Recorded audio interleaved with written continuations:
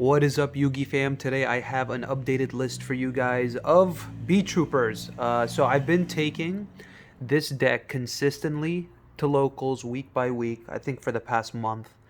And the deck has been so much fun to play with, and it's proven itself time and time again that it is definitely a very viable rogue deck for sure. What it does is very interesting. It's underwhelming, especially when your opponent sees what you end with. They'll be like, "Oh, that's it." But once they start to realize all the tricks that this deck has, and by tricks I mean that during your opponent's turn, you're going to be gaining advantage as well as board presence during their turn. So that's why it does seem a bit underwhelming, which is it works in your favor because your opponents don't really respect this deck because they obviously, most of them might not know like what they do, but it's they're very very quick to realize, oh, this is actually a deck. Like it can actually do things, and even though it doesn't put up like Omni negates, what it does do is it gives you a wide range of different interruptions that they're very unique in a sense where they might not be the most powerful, but say for example, okay, just like as an example, right? Uh, the Sting the Poison, he's an interruption, right? Because during your opponent's turn, you're gonna summon him, and he's gonna offer like an infinite impermanence, whatever Veiler negate, um, which it doesn't destroy, right? And it's only on field, but on summon, he's gonna search you your best follow up, which is rapid fire. Rapid fire as a follow up gives you like so much. It gives you access to access code as well as high potential to OTK. So that's what Sting does for you, right? So like like for example, like there's really strong, powerful Omni negates in the game that give you negates, but that's all they give you. But Sting gives you a negate and it gives you a follow up, like a really strong follow up. So that's just it's just one thing I wanted to touch up on. That the deck is if you know how to pilot the deck, obviously if you've been playing the deck, you can definitely relate to some of the things I'm trying to explain and the points I'm trying to get across. But yeah, let's just get right into the deck profile. Actually, before I do, these sleeves are from Imperium Duelist. I know there's going to be a bunch of comments in the comment section asking where did you get your sleeves. So these over sleeves are from Imperium Duelist. I know they're very beautiful, very unique. I believe they're currently sold out right now, but check back and keep checking back and see if they do restock. I'm not sure if they will, but I think the demand's definitely been high for these sleeves because every time they sell out, it's very quick and people just like love them. So yeah, Imperium Duelist. So anyway, let's move on to the deck profile we have for the Beetrooper lineup. It hasn't changed for me. It's 3 Scout Buggy, 3 Bomber, and then 2 Lancer. I don't think this is going to change for me unless we get like really good support in Bode. Then these ratios might change, but for now, I think for the standard, I think these are definitely necessary. Like Buggy, you want to see because Buggy gets you 2 bodies to get your combo started. Scale Bomber is the best extender because it'll help you chain block from Ash Gamma, which is still relevant enough. And it also has like that cool effect where it can serve as an interruption. Like if your hand is so broken and you're able to like leave this guy on the field, that's actually an interruption on your opponent's turn. 2 is required, 2 Sting Lancer, because you summon one during the combo and then you search the second one in the same turn, so that way it can act as like a DD Crow-ish effect. Which again is very relevant when you're versing like Drytron, because with Drytron, when they have their Drytron monsters in grave, you can just activate this, and then whenever they pay the cost to try to special summon it, you can just shuffle it back, which is awesome.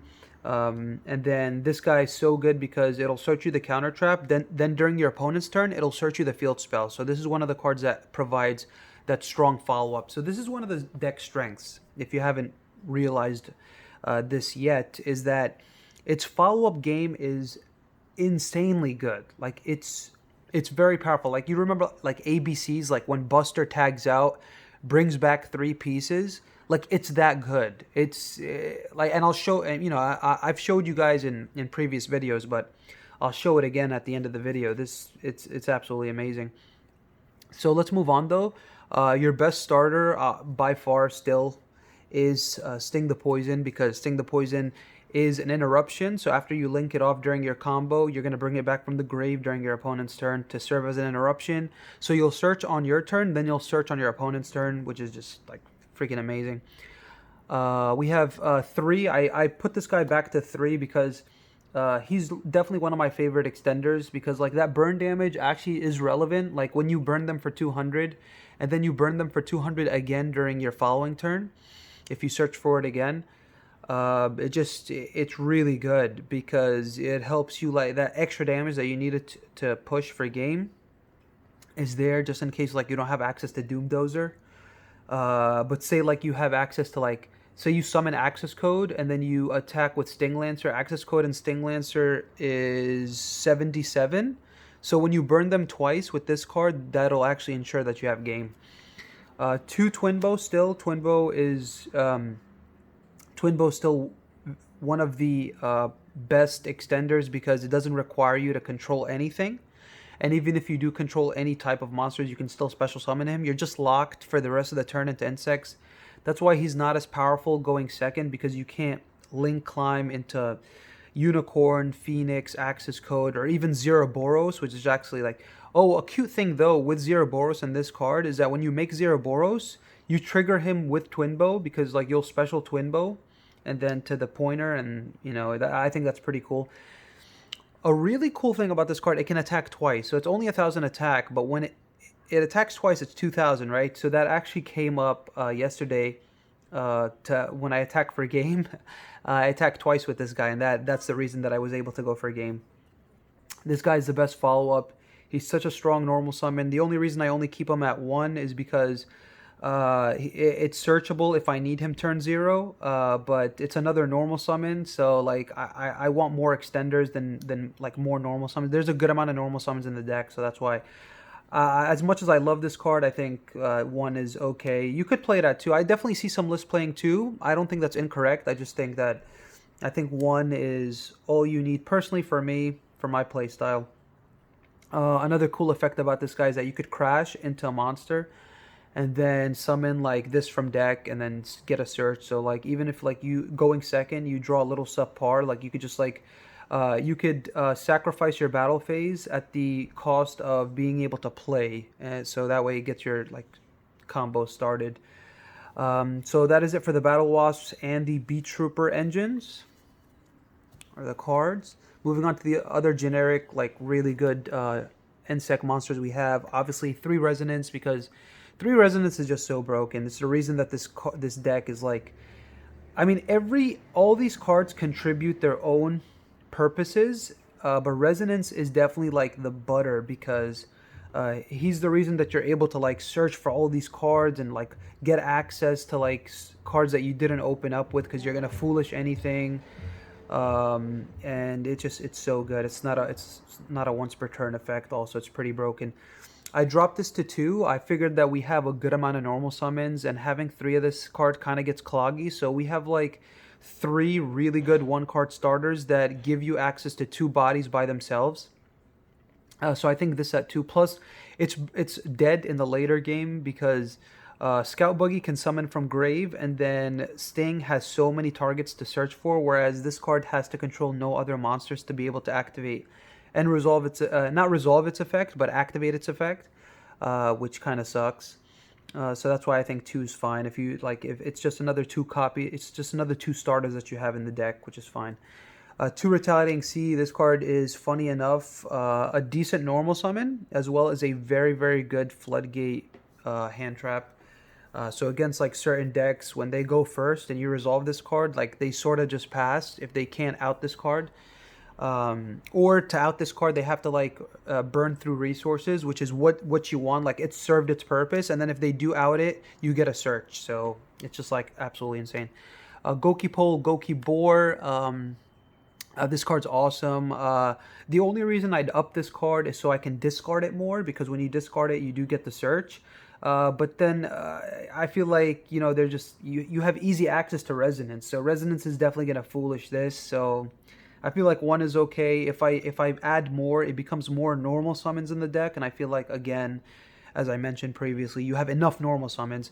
And then Goki Board is because of Goki Pulled. You want to play a normal monster. I think this is the coolest one because it's 1200 and it's on the artwork, so that makes it really, really awesome.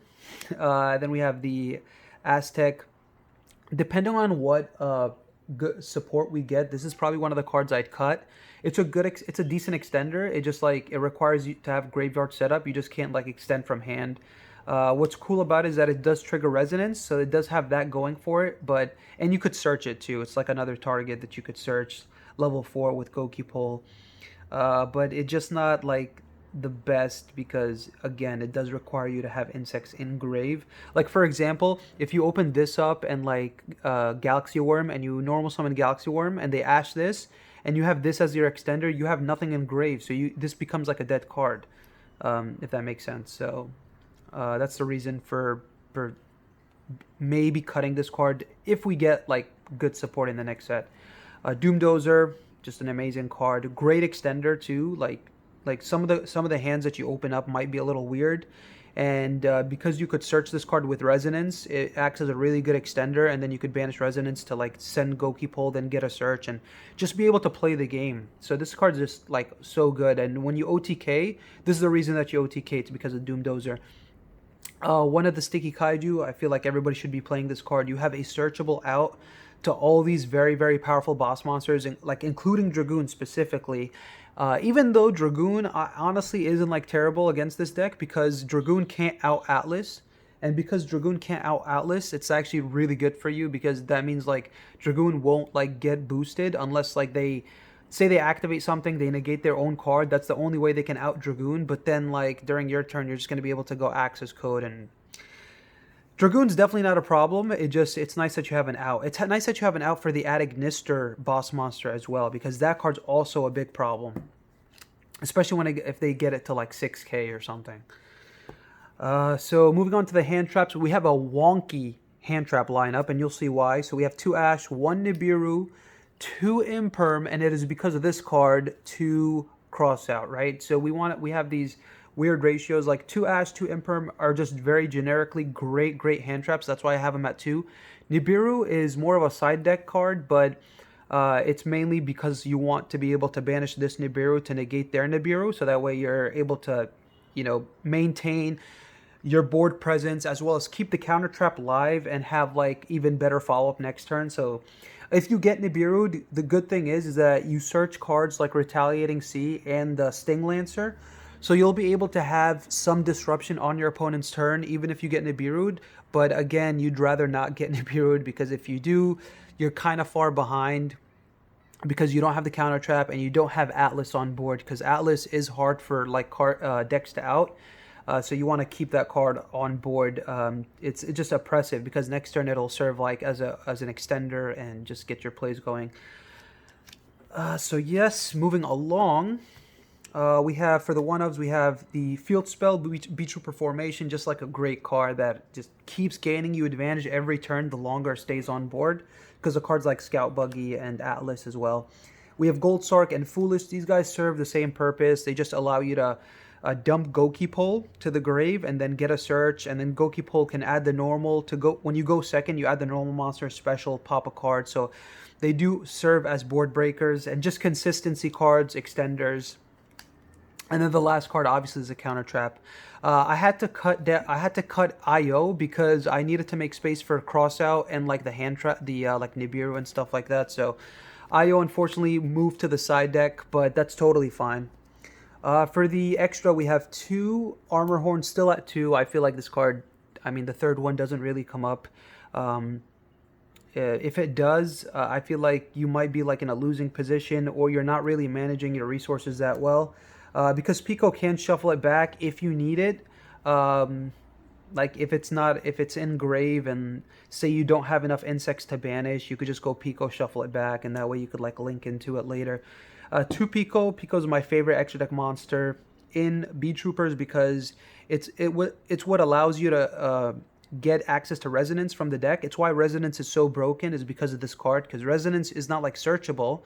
Well, it is searchable, but it's not consistently accessible except by this card. And then this shuffles back your resources, which means that your resource management game is nice. That's actually one of the strengths of this deck, is that it shuffles back all its one-ofs, so that way you're able to recycle and just cycle over and over and over again, which is amazing. Shinobi Insect. This card is just, I feel like it's sort of necessary because of Nibiru tokens.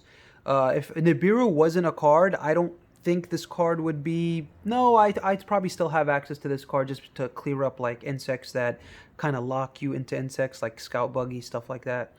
Crystron is another very, very decent card. This card is actually...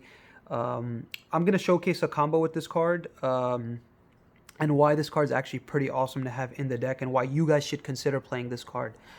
We have Nightmare Phoenix for that utility, backward removal, 2 Seraphim. Seraphim is just an amazing card. It's just a really good extender. Allows you to bring back Sting Poison during your opponent's turn. And then it allows you to link climb. It's a link 3, so it makes it easier to go into access code. Plus it's a wind. Gives you another attribute. I think 2 is nice because you make one going first, and then during the following turn you want to have access to another one. And if you need access to more, you could just shuffle it back. We have Unicorn, obviously, for the spin. Double Atlas. Atlas is amazing. That boss monster, like, he's one of the best. He's like a really, really good boss monster, because he's just not like a big body that does nothing. He's a big body that protects itself, can be targeted or destroyed. Plus, it gives you the utility of boosting him up. That way you could attack over stuff like Dragoon. And what's cool is that, like, when you activate his effect, if Dragoon negates it, he still won't be destroyed because he hasn't gained the attack. So like Dragoon will stay at 3k, and you'll have baited out a negate with Dragoon because of this card. Because if they don't bait it out, if they don't negate it with Dragoon, you're gonna beat over it. So this card outs Dragoon like very nicely. Access code, obviously, for the OTK, for that board removal. Access code is like a really, really good card in this deck, and I highly recommend that you guys play this card or try to get access to. I know it's harder, but it's really important. It's just that I can't really explain it any other way. Zeroboros, blowout card, so easy to make in the deck. When you red reboot them and then you make Zeroboros, you put them so far behind, and cards that can't be like destroyed, targeted, stuff like that, this card outs. Plus it comes back like every turn. It's just so good. Then the one Cicada. I don't play Zeus because I feel like Zeus doesn't really... Cicada's like... It's a rank 3 that can't really protect itself like Fortune Tune, and it's not big like Break Sword. A Break Sword at least removes cards. I don't feel like it's necessary. I feel like Zeroboros is definitely a card that's probably going to come up more, just because it's easier to link climb than it is to like go into Zeus, if that makes sense.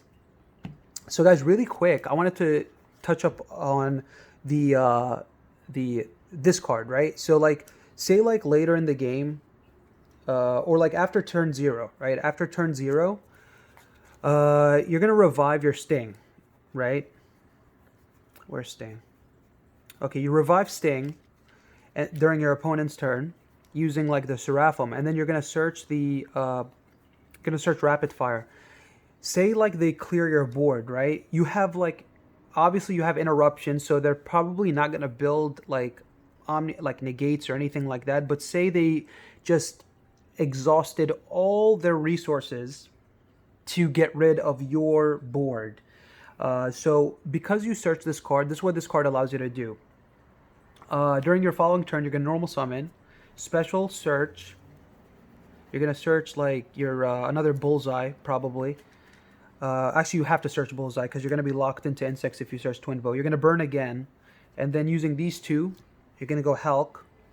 Okay, Hulk is going to summon another copy of the Sting. All right, from deck. And then obviously you have cards in your hand, right? So you're going to go Link 3 into a Unicorn. And then Unicorn, you're going to discard a card, spin something back. And then with these two cards, you're going to go Access. Okay, so that's not Access. There we go. What kind of follow? This is the kind of follow up this guy provides. Okay, so like say your opponent cleared your board. Now you have, and you have like if I'm assuming like say you banished like everything in the graveyard. Potentially you will have like the insects, so you'll have more attributes. You'll have like wind and earth. Like if they got rid of Atlas, you'll have an earth, and you'll have wind. So you'll have four pops with access code. Plus you spun a card back with unicorn, and this guy's 5,300. And guys, you have other trust me, you have other resources to play around with. I just wanted to highlight what this card does, like how great of a follow-up this card is for the deck. Like it gives you access code with so many pops and unicorn, and also I can't like credit him alone. It's because you play Crystron, so that combo was only possible because you play Hulk.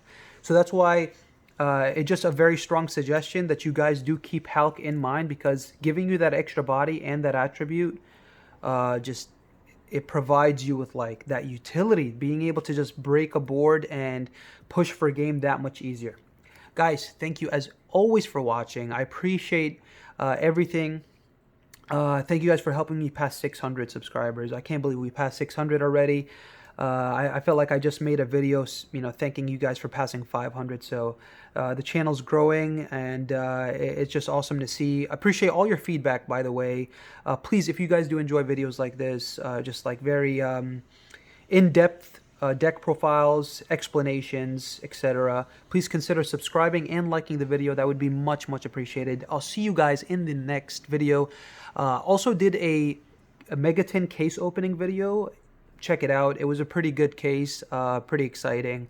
The Megatins are just very, very welcome. It's always an exciting time. So check that out if you haven't already. I'll see you guys in the next video. Take care and peace.